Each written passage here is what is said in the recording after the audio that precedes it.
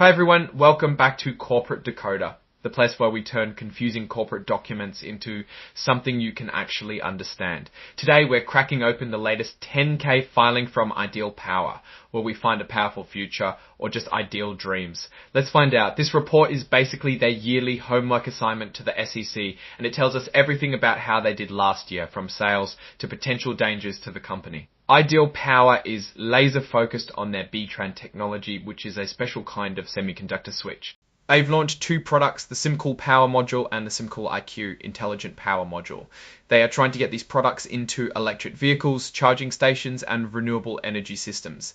They also have a deal with Stellantis, a big car company, to develop a custom version of their B-TRAN tech for electric vehicles. Things seem to be going well, but let's dive into the numbers to see the real picture. Let's jump to the good stuff, the financial statements.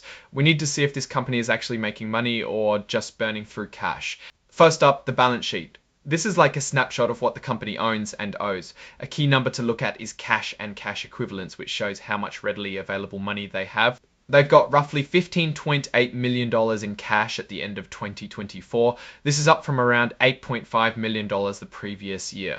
That sounds great, but let's see what they did to get that increase in cash and cash equivalents. Now let's look at the liabilities and stockholders' equity section. They have accumulated losses which are pretty hefty, around $107.5 million. This means that over the years they've lost a lot more money than they've made. This is common for growth companies, but we still need to keep an eye on this number. Now onto the statement of operations. This tells us about the company's income and expenses over the past year. Let's look at revenue first. Commercial revenue came in at about $86,000 in 2024, which is actually down from around $161,000 in 2023. That's a nearly 50% drop in commercial revenue, which isn't a good sign. We can see they are still very early in their development. Research and development expenses increased to $622 million in 2024. Basically, they're spending more on trying to develop their technology, which is vital if they want to get sales up. General and administrative expenses increased to $3.6 million. These are the costs of running the company, like salaries, rent, and legal fees. It's generally good if this is not going up much, as it means they aren't wasting money on internal overheads. One bright spot is interest income, which jumped to about $653,000. This is because they have more cash in the bank. Overall, their net loss for 2024 was about $10.4 million.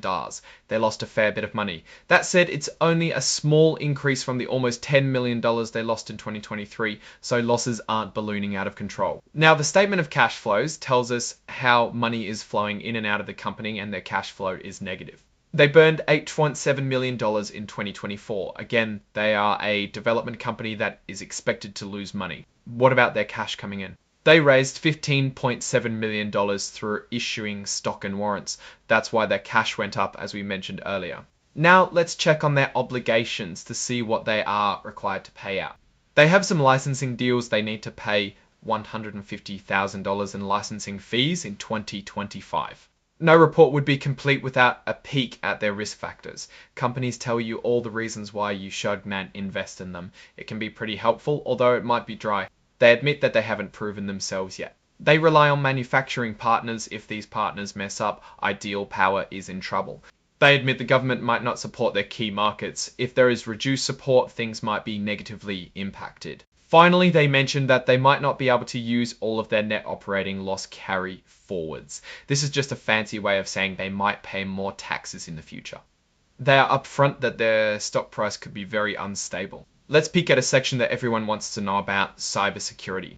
So according to the report, their board oversees the cybersecurity program, and they haven't had any major breaches. They seem to be on top of it, which is a basic requirement in today's world. Okay, so what's the verdict on Ideal Power? Well, they're in a hot sector working on innovative technology. They are burning cash and revenue is down, but they are still a very young company. A major risk is relying on manufacturing partners for production. Also, government support could change, affecting key markets like EVs. Ultimately, whether you invest in Ideal Power depends on how much risk you can stomach. The stock is volatile and they're still trying to prove their technology. Thanks for watching. If you found this breakdown useful, give us a like, leave a comment, and definitely subscribe for more corporate deep dives. Until next time, keep those investments smart and slightly suspicious.